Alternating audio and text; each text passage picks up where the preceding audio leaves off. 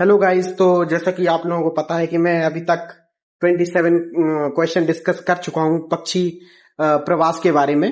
तो अब इस पार्ट में हम प्रश्न नंबर 28 से लेकर 100 तक जाएंगे और होपफुली आपको पिछला पार्ट पसंद आया होगा। और इस वाले पार्ट में भी बहुत अच्छे एमसीक्यू हैं और एग्जाम में ये पूछे जाते हैं, अक्सर आते हैं और आप इन पर ध्यान दीजिए। इस क्वेश्चन पर थे हम 28वें पर कि पक्षियों के पुराने पंख गिर जाते हैं और उनके स्थान पर नए पंख आ जाते हैं। शीत निद्रा हाइबरनेशन होता है तो झाड़ना मोल्टिंग होगा, निर्मोचन होगा इसका सही उत्तर। एक बार अगर चार ऑप्शन देखेंगे तो आप पर उत्तर बनेगा आराम से। पक्षी का धारा रेखीय स्ट्रीम लाइंड शरीर किसमें मदद करता है?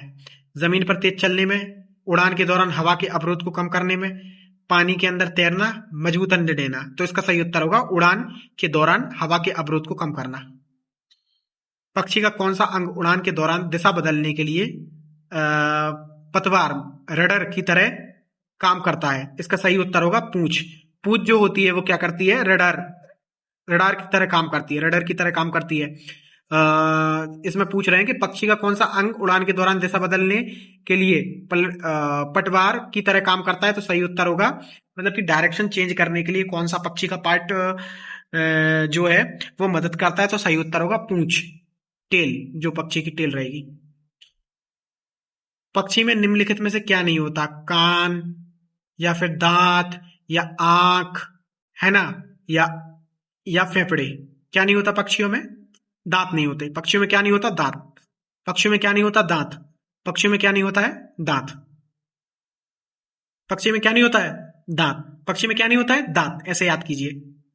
पक्षी कैसे सांस लेते हैं? ठीक है, तो पक्षी अपने फेफड़ों से सांस लेते हैं। कैसे सांस लेते हैं? फेफड़ों से। पक्षी के कान कैसे होते हैं? तो पक्षी के कान पंखों से ढके छोटे छेद होते हैं। ठीक है, पंखों से ढके छोटे छेद होते हैं। इस टाइप के कान होते हैं, पंखों से ढके छोटे छेद होते हैं। पंखों से ढके छोटे छेद होते हैं पक्षी के कान। अब इसमें पूछ रहा है कि उड़ने वाले पक्षियों के सीने की मांसपेशी, मतलब जो पक्षी उड़ते हैं उनके सीने की जो मांसपेशी होती है, चेस्ट मसल, कैसी होती है? पंखों को ऊपर नीचे करने के लिए बहुत मजबूत। कैसी होती है? पंखों को ऊपर नीचे करने के लिए बहुत मजबूत होती है उनकी सीने की जो मांसपेशी होती है। निम्न में से कौन सा पक्षी उड़ नहीं सकता? कौवा, बतख, मोर, कीवी। तो सही उत्तर है कीवी। कौन नहीं उड़ सकता? कीवी। कीवी उड़ नहीं सकता। कीवी उड़ नहीं सकता, याद रखना है, कीवी उड़ नहीं सकता। और कहाँ? न्यूजीलैंड में पाया जाता है। पेंगुइन ऐसे पक्षी हैं जो जो उत्कृष्ट खालिस्तान होते हैं। उड़ने वाले, गोताखोर या तैरने वाले, पेड़ पर चढ़ने वाले या गायक पक्षी। तो पेंगुइन के बारे में मैं एक आपको बात बता दूं कि बहुत ध्रुवीय क्षेत्र पर रहते हैं, मतलब जहां पर बहुत ठंडक रहती है और ये उड़ नहीं सकते उस प्रकार से, है ना। उड़ी प्रकार क्या? उड़ ही नहीं सकते, है ना। तो जब ये ठंडे प्रदेश में रह रहे हैं तो और वहां पर बर्फ ढकी रहती है, मतलब पानी पानी रहता है, तो ये गोताखोर अच्छे होंगे। तो थोड़ा सा कॉमन सेंस लगाएंगे तो आप पर जो प्रश्न है आराम से बन जाएगा। किस पक्षी का शरीर बड़ा और भारी होता है जो बहुत दौड़ सकता है लेकिन उड़ नहीं सकता? शुतुरमुर्ग। शुतुरमुर्ग, ऑस्ट्रिच। अगर आपसे पूछ ले सबसे बड़ा अंडा किस पक्षी का होता है, तो ऑस्ट्रिच का होता है। ठीक है। बतख को पानी में आसानी से तैरने बतख को पानी में आसानी से तैरने में क्या मदद करता है? उत्तर है जालीदार पैर। तो बतख के पैर कैसे होते हैं? अगर आपसे पूछ लिया जाए एक प्रश्न तो ये पूछ सकते हैं कि बतख के पैर कैसे होते हैं।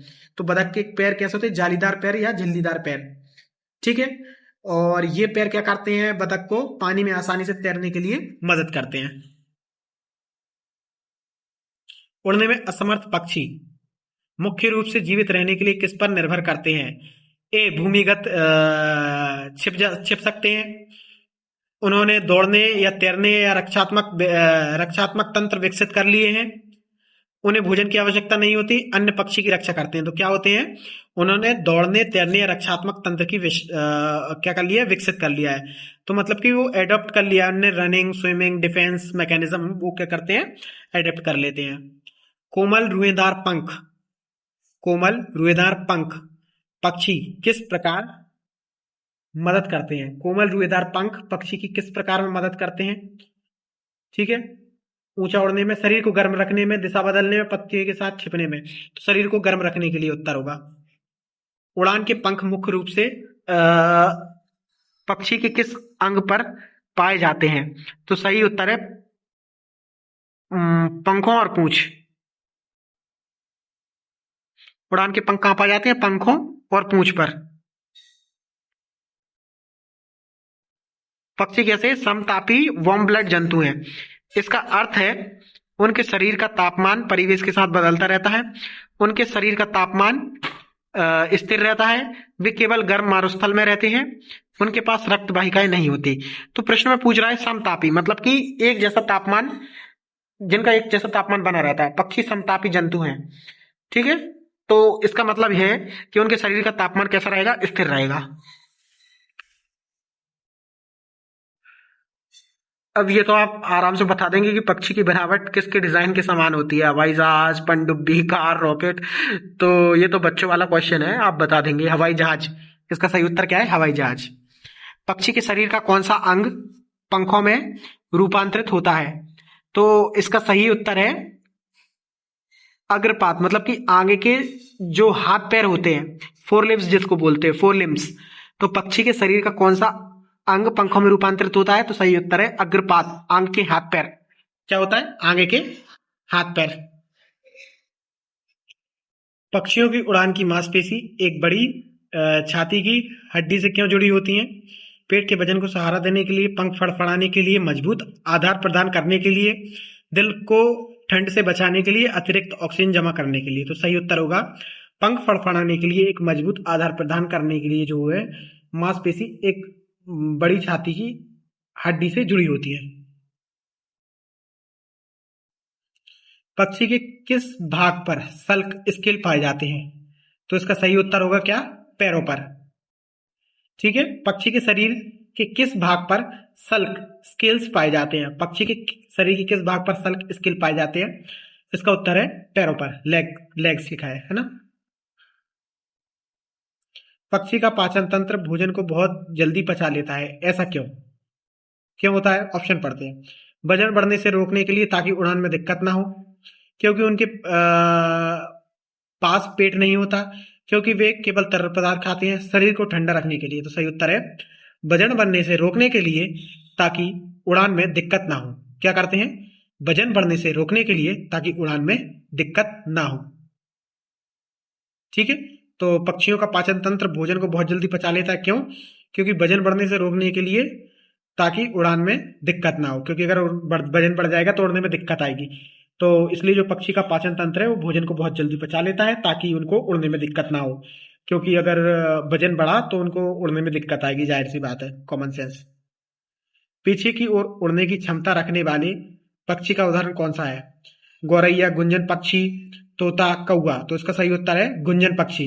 तो गुंजन पक्षी जो है वो पीछे की ओर उड़ने की क्षमता रखने वाला पक्षी का उदाहरण है। कौन सा पक्षी पीछे की ओर उड़ने की क्षमता रखता है?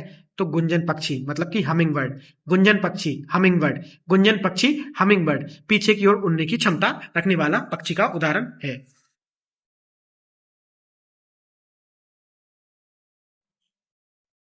उड़ान के ओर, उड़ान के दौरान पंखों के ऊपर की ओर होने वाले संचलन को क्या कहते हैं? Down stroke, up stroke, gliding, hovering.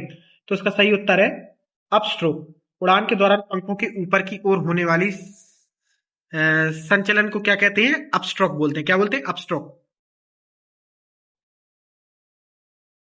उड़ान के दौरान पंखों के नीचे और आगे की ओर, पंखों के नीचे और आगे की ओर होने वाले संचयन को क्या कहते हैं? ये हमने अभी पढ़ा है। ठीक है, ऊपर की ओर, सॉरी माफ कीजिए, इसमें ऊपर की ओर पूछा गया है कि उड़ान के दौरान पंखों के ऊपर की ओर होने वाले संचयन को क्या कहते हैं? अपस्ट्रोक कहते हैं। अब इसमें पूछ रहा है कि उड़ान के दौरान पंखों के नीचे की और आगे की, अब नीचे की पूछ रहा है तो डाउन स्ट्रोक होगा। माफ कीजिए, मेरे से थोड़ी गलती हो गई। अधिकांश पक्षियों की आंखें कहाँ स्थित होती हैं? उनके चेहरे के सामने, उनके सिर के दोनों ओर, उनके पंखों पर, उनकी चोंच के नीचे। तो जो पक्षी, आपने पक्षी को इमेजिन कीजिए, आंख बंद करिए, पक्षी को इमेजिन करिए। आपने पक्षी को इमेजिन किया, तो जब आपने पक्षी को इमेजिन किया, उसकी कल्पना की, तो सिर सिर दिख रहा है आपको पक्षी का, और उसके सिर के बगल में जो दो आंखें दिख रही हैं उनकी, सिर के दोनों तरफ। तो पक्षी की आंखें कहाँ स्थित होंगी? सिर के दोनों ओर।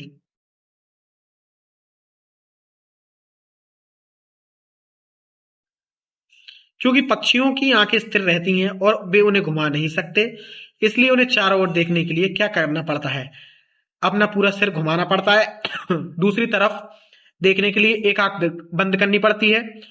पूरी तरह से सुनने की क्षमता पर निर्भर रहना पड़ता है। पीछे देखने के लिए उल्टा उड़ना पड़ता है। तो सही उत्तर क्या होगा? आपको अगर देखना है तो आपको अगर बगल में देखना है तो आप क्या करोगे? साइड में गर्दन घुमाओगे ना। तो ऐसे पक्षी क्या करेंगी? अपना सिर घुमाएंगी ना। सिर घुमाएंगी कि नहीं घुमाएंगी? तो इसका उत्तर क्या होगा? सिर घुमाना पड़ता है। निम्नलिखित में से किस पक्षी की आंखें इंसानों की तरह उसके सिर के सामने होती हैं?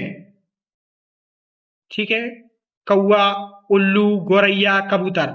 तो सही उत्तर क्या होगा? उल्लू। उल्लू की जो आंखें होती है वो इंसान की तरह होती है, सिर के सामने होती है। सिर के सामने किसकी आंखें होती है? उल्लू की। उल्लू की आंखें इंसानों की तरह सिर के सामने होती है। किसकी आंखें सिर के सामने होती है? उल्लू की आंखें इंसानों की तरह सिर के सामने होती हैं। आप एक बार आंख बंद कीजिए। आप सोचिए कि आपकी आंखें कहां पर है? सामने। ऐसे आप उल्लू को इमेजिन करिए। उल्लू को इमेजिन करिए। जब आपने उल्लू की कल्पना करी तो उल्लू की आंखें कहां है? इंसानों की भांति सामने है कि नहीं है? और मान लीजिए जो शक्करखुरा, जो स्पैरो जो आपने देखी होगी आजकल, सुबह जब उठते हैं चींची चींची करती है, तो उसको देखा होगा आपने, कहां पर है उसकी आंखें? सिर के दोनों ओर है। बट जो अपना उल्लू है उसके सामने इंसानों की तरह।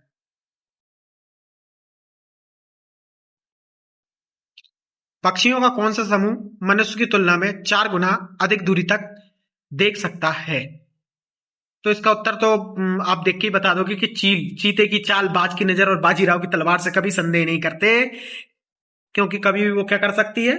समझ रहे हो ना, कभी भी मात दे सकती है। तो इसका उत्तर होगा चील, बाज, गिद्ध। जब कोई पक्षी अपनी दोनों आंखों से किसी एक वस्तु पर केंद्रित करता है, मतलब ये पूछ रहे हैं कि जब कोई पक्षी है वो अपनी दोनों आंखें किसी एक वस्तु पर केंद्रित करता है तो क्या होता है? वह वस्तु की दूरी का अनुमान लगा सकता है, उसका दृष्टि क्षेत्र बहुत बढ़ जाता है, वह वस्तु को स्पष्ट नहीं देख पाता, वह अपना संतुलन खो देता है। तो इसका उत्तर होगा कि जब कोई भी पक्षी है अपनी दोनों आंखों से किसी एक वस्तु पर वो केंद्रित कर रहा है तो वो क्या कर रहा है? उसका दृष्टि क्षेत्र बहुत बढ़ जाता है। जब किसी चीज पर फोकस कर रहा है तो उसका क्या हो रहा है? दृष्टि क्षेत्र बढ़ रहा है। वो क्या बढ़ रहा है? दृष्टि क्षेत्र। ठीक है। और ऐसा हो सकता है क्या? नहीं नहीं, इसका इसका उत्तर बी नहीं होगा। माफ कीजिए, मेरे से थोड़ी सी गलती हो रही है। जब कोई पक्षी अपनी दोनों आंखों से किसी एक वस्तु पर केंद्रित करता है तो क्या होगा? वह वस्तु की दूरी का अनुमान लगा सकता है, मतलब कि it can estimate the distance of the object. ठीक है, वो क्या कर रहा है? वह वस्तु की दूरी का अनुमान लगा सकता है। माफ कीजिए, मेरा से थोड़ी सी गड़बड़ हो गई, ऑप्शन मैंने ध्यान से नहीं पढ़े। तो इसका सही उत्तर ए होगा कि वह वस्तु की दूरी का अनुमान लगा सकता है। क्या कर सकता है? वस्तु की दूरी का अनुमान लगा सकता है। तो जब भी ऐसा क्वेश्चन आए कि कोई पक्षी अपनी दोनों आंखों से किसी एक वस्तु पर केंद्रित कर रहा है दोनों आंखें, तो वो क्या करने की कोशिश कर रहा है? वह वस्तु की दूरी का अनुमान लगा सकता है। क्या कर सकता है? वस्तु की दूरी का अनुमान लगा सकता है। कि जब किसी पक्षी की आंखें एक ही समय पर दो अलग अलग चीजों पर ध्यान केंद्रित करती हैं तो क्या होता है? वह कुछ स्पष्ट नहीं देख पाता, उसकी दृष्टि का दायरा बढ़ जाता है, मतलब कि रेंज ऑफ विजन, उसका विजन बढ़ जाता है, वह भ्रमित हो जाता है, वह केवल काला सफेद देख सकता है। तो क्वेश्चन में ये बोल रहा है कि किसी पक्षी की आंखें एक ही समय दो अलग अलग चीजों पर केंद्रित करती हैं ध्यान, तो क्या होता है? उसका दृष्टि का दायरा बढ़ जाता है। ठीक है। और वहीं अगर एक जगह फोकस करता है तो क्या होता है? पिछले क्वेश्चन को देख लीजिए थोड़ा सा।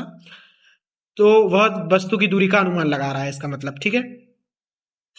कौन सा पक्षी अपनी गर्दन को काफी पीछे तक घुमा लेता है? तो उसका सीधा सीधा उत्तर उल्लू है। ठीक है, क्या है इसका उत्तर? उल्लू। आगे बढ़ते हैं।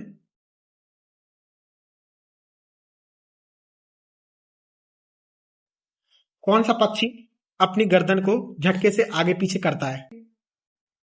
तो इसका सही उत्तर है मैना।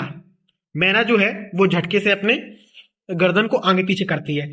मैना मैना मैना कौन करती है? ऐसे बोलिए आप, मैना मैना मैना। बोलिए मैना मैना मैना। झटके से गर्दन आगे पीछे करती है? बोलिए मैना मैना मैना झटके से गर्दन आगे पीछे कर सकती है। ये क्वेश्चन पूछ सकता है गाइस, इसलिए मैं आपको बोल रहा हूं। पक्षी खतरे की चेतावनी क्यों देते हैं? अन्य पक्षियों को भोजन के लिए आमंत्रित करने के लिए, अन्य जानवरों को खतरे से आगाह करने के लिए, साथी को आकर्षित करने के लिए, या फिर ऑप्शन डी यह दिखाने के लिए कि वे सोने जा रहे हैं। तो अब इसमें क्या पूछ रहे हैं, खतरे की चेतावनी कब देंगे?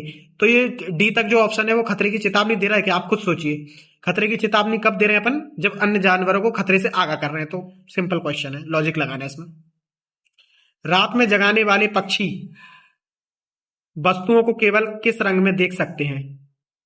तो जो रात में जागने वाले रात में जगाने नहीं, जागने वाला था, सॉरी माफ कीजिए, गलत पढ़ लिया मैंने। रात में जागने वाले पक्षी वस्तुओं को केवल किस रंग में देख सकते हैं? तो जो पक्षी रात में जागते हैं वो वस्तुओं को काले एवं सफेद रंगों में देख सकते हैं।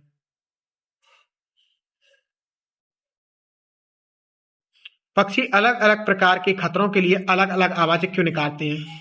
शिकारी को भ्रमित करने के लिए, क्योंकि वे अपनी मूल आवाज क्या करते हैं, भूल जाते हैं, यह बताने के लिए कि खतरा आसमान से है या जमीन से है, या अन्य पक्षियों के मनोरंजन के लिए। तो पक्षी अलग अलग प्रकार के खतरों के लिए अलग अलग आवाजें क्यों निकालते हैं? ये बताने के लिए कि खतरा आसमान से है जमीन पर। तो अगर जमीन से खतरा होगा तो अलग आवाज निकालेंगे, आसमान से खतरा होगा तो अलग आवाज निकालेंगे। तो मतलब अलग अलग आवाजें इसलिए निकाल रहे हैं कि खतरा किस एरिया से आ रहा है तो वो आवाज के थ्रू बता रहे हैं। सोचिए पक्षी क्या कर सकते हैं ना, जब पक्षी ये कर सकते हैं तो इंसान क्या क्या कर सकता है, सोचिए। तो इसलिए फोकस कीजिए, है ना। पक्षी अपनी सुनने की क्षमता का उपयोग किस लिए करते हैं? पानी के नीचे मछली पकड़ने के लिए, कीड़ों की हलचल को मापने और चेतावनी की आवाज को सुनने के लिए, बिना देखे घने कोहरे में रास्ता ढूंढने के लिए, चलते समय अपना संतुलन बनाए रखने के लिए। इसमें पूछ रहे हैं जो पक्षी हैं वो अपने सुनने की क्षमता का उपयोग किस लिए करते हैं? तो कीड़ों की जो हलचल है उसको भापने और चेतावनी की आवाज को सुनने के लिए वो क्या करते हैं, अपनी सुनने की क्षमता का उपयोग करते हैं।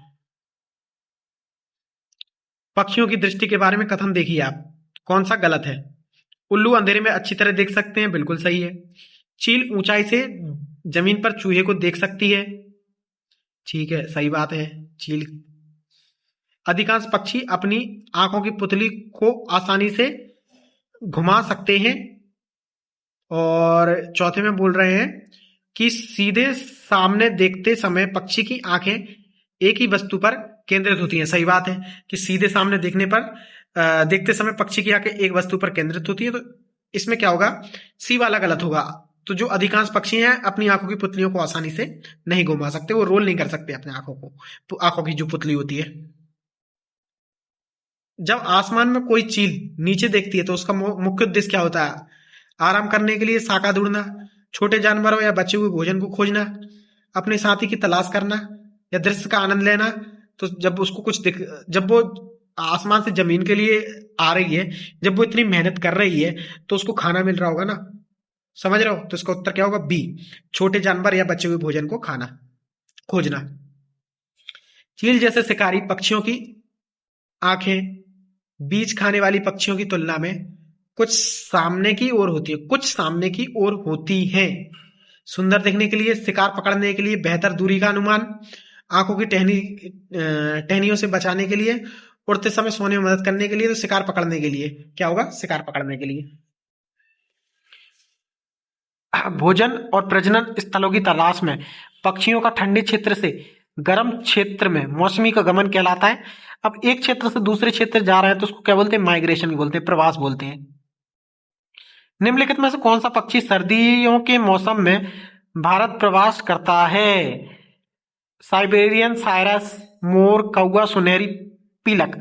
Very very very very important question. बाकी सब क्वेश्चन एक तरफ और ये वाला क्वेश्चन एक तरफ। तो ये वाला आप जरूर अपनी नोटबुक में लिख लीजिए, पूछते भी है, ये वाला क्वेश्चन आया हुआ है।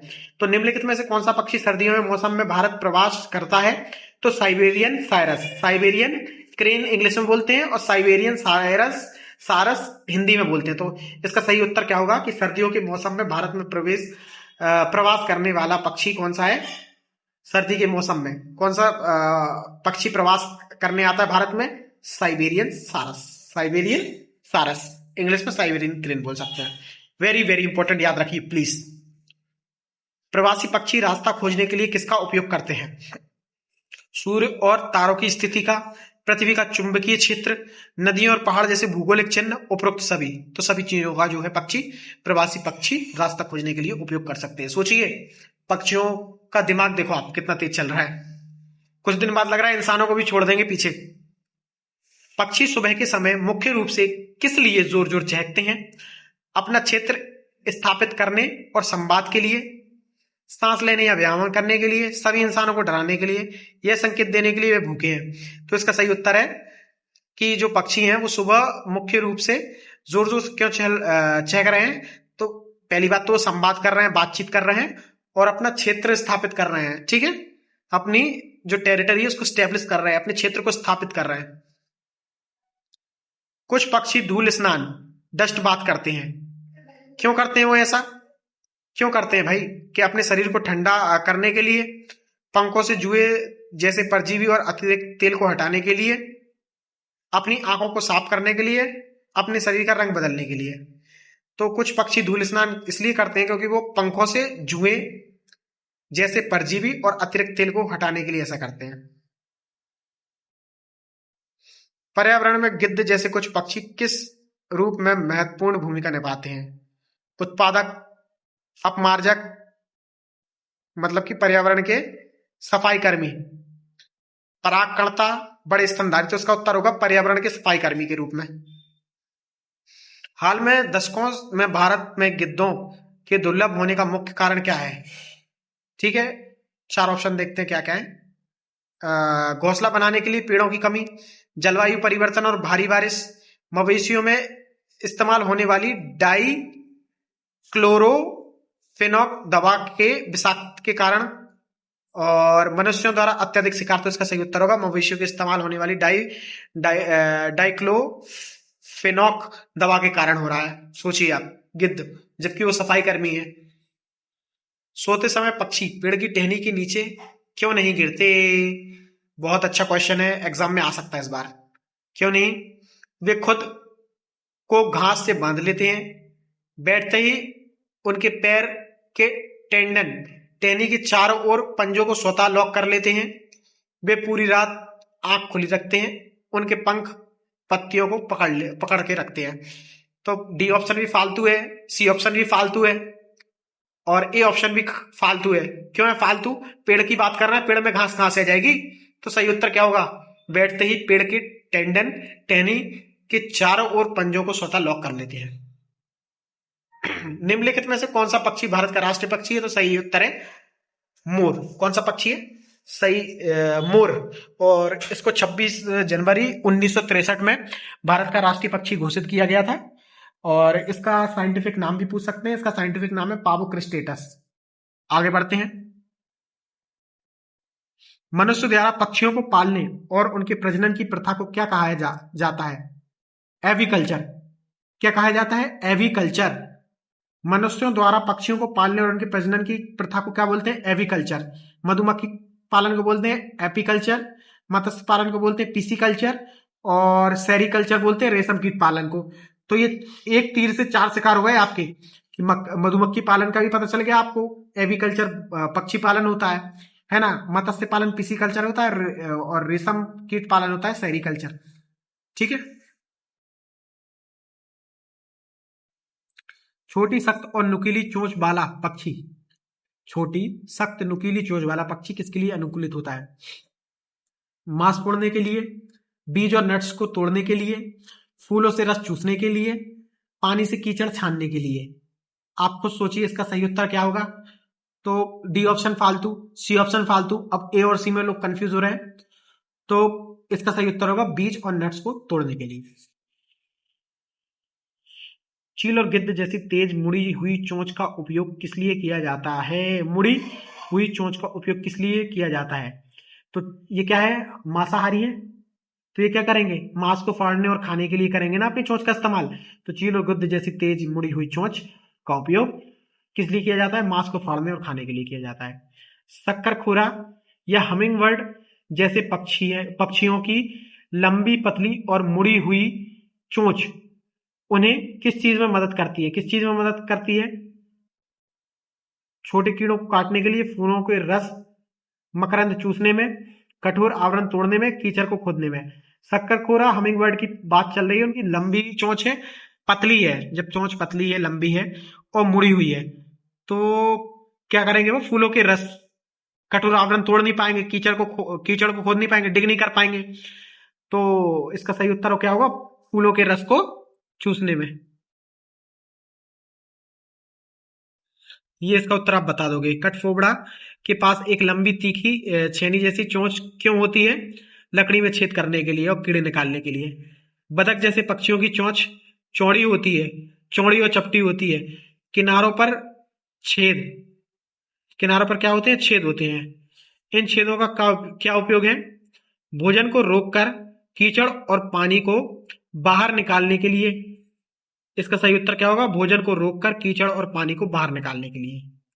बाकी सब ऑप्शन फालतू हैं।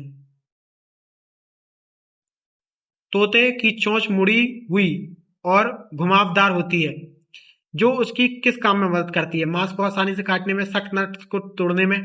सही उत्तर है सख्त सख्त नट्स को तोड़ने और फलों को कुतरने में। ठीक है, बाकी तीन ऑप्शन फालतू हैं। चील जैसे शिकारी पक्षियों के पास मजबूत मुड़े हुए नाखून पैर पर होते हैं, जिन्हें क्या करते हैं वो? जिन्हें क्या कहा जाता है? माफ कीजिए, ये पूछ रहा है। जालीदार पैर तो बतख के होते हैं। चंगुल, चंगुल है इसका सही उत्तर। दो उंगली, दो उंगलियां आगे और दो उंगलियां पीछे की ओर इशारा करने वाले पैर किस प्रकार के पक्षी के होते हैं? तो इसका सही उत्तर है तोता और कठफोड़वा। तोता और कठफोड़वा, ये क्वेश्चन आ सकता है एग्जाम में, नोट कर लीजिए कि दो उंगलियां आगे और दो उंगलियां पीछे की ओर इशारा करने वाले पैर किस प्रकार के पक्षी के होते हैं? तो तोता और कठफोड़वा के। सारस जैसे बगुला प्रजाति के पक्षी के पैर लंबे, पतले और उंगलियां फैली होती हैं। यह उन्हें किस में मदद करती हैं? गहरे पानी में तेज तैरने के लिए, उथले पानी कीचड़ में बिना धंसे चलने में, मरुस्थल की रेत पर तेज दौड़ने में, पेड़ की टहनी को कसकर पकड़ने में। सारस और बगुला जैसी प्रजाति, तो उथले पानी और कीचड़ में बिना धंसे चलने में। गौरैया और कौवों के पैरों में 3 उंगलियां आगे और एक पीछे होती है। ये किसके अनुकूलित है? इसका सही उत्तर क्या है? तैरने के लिए, पेड़ की टहनी पर बैठने के लिए, मांस फाड़ने के लिए, बीजों के लिए, जमीन कुरेदने के लिए। तो सही उत्तर होगा पेड़ की टहनियों पर बैठने या पकड़ने के लिए जो है गौरैया और कौवे के पैरों में 3 उंगलियां आगे की ओर और एक पीछे की ओर होती है। मुर्गियां और मोरों के पैर मजबूत होते हैं, नाखून नुकीले होते हैं, जिसका क्या उद्देश्य होता है? जिसका उद्देश्य होता है कीड़े और बीज खोजने के लिए जमीन कुरेदना। पानी के साथ मछली को पकड़ने के लिए जिस के लिए थैली जैसी चोंच वाला पक्षी कौन सा है?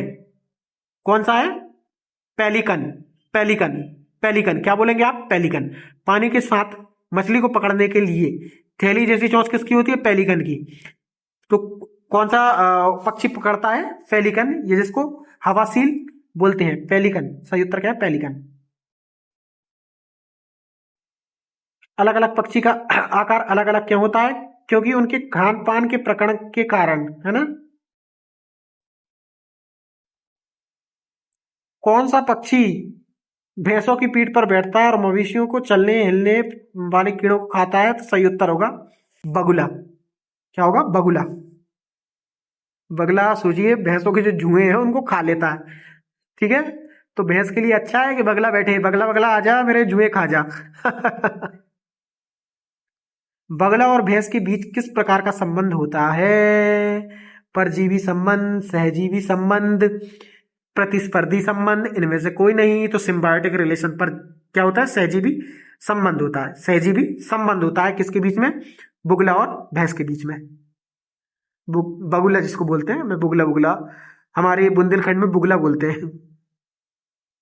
पक्षी अपनी चोंच का उपयोग किस लिए करते हैं? भोजन खाने के लिए, घोंसला बनाने के लिए, अपने पंखों को साफ करने के लिए, उपरोक्त सभी।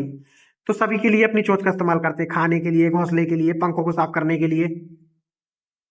वह प्रक्रिया जिसमें जिसमें पक्षी अपनी तेल ग्रंथियों और चोंच का उपयोग करके अपने पंखों को साफ व चिकना करते हैं, इसको क्या बोलते हैं? निर्मोचन बोलते हैं। क्या बोलते हैं? निर्मोचन नहीं बोलते, माफ कीजिए, मेरा क्वेश्चन समझ नहीं पाया मैं, थोड़ा सा गलत हो गया। इसको बाद में करते हैं, ये मुझे समझ में नहीं आ रहा है, बाद में करेंगे।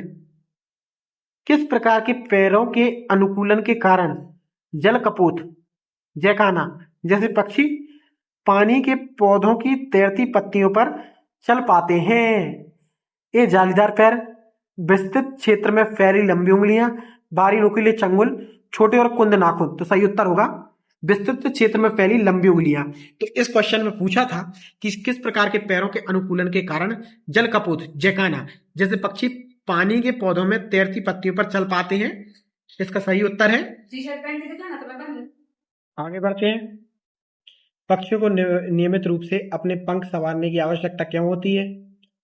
अपना रंग बदलने के लिए, पंखों को जलरोधक, साफ और उड़ान के लिए सही स्थिति में रखने के लिए, और तीसरा है अपना वजन कम करने के लिए उड़ान के दौरान तेज। ऑप्शन नंबर बी सही होगा।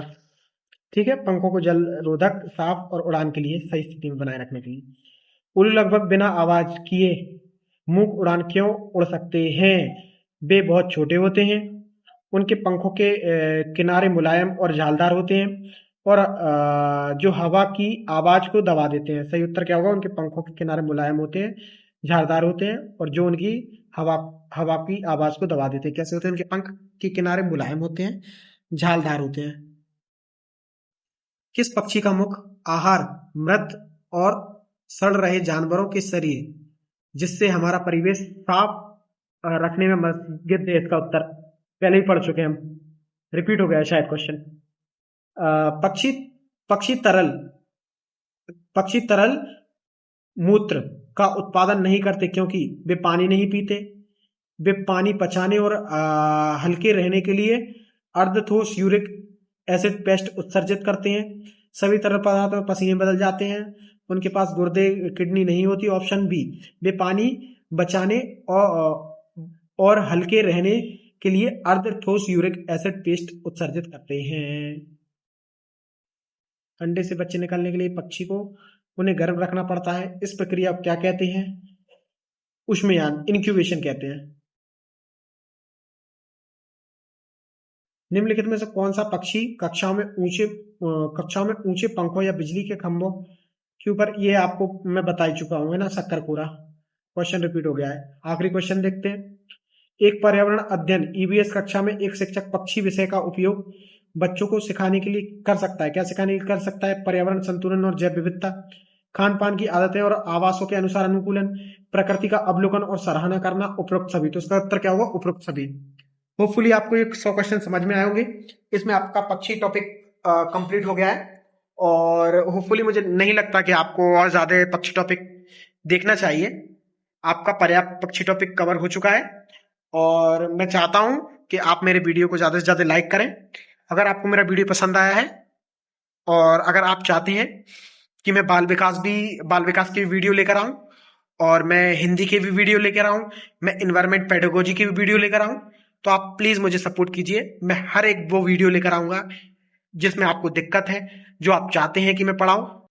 तो थैंक यू गाइस, प्लीज मुझे सपोर्ट कीजिए। मैं ऐसा ही अच्छा कंटेंट लाता रहूंगा आपके लिए। Thank you.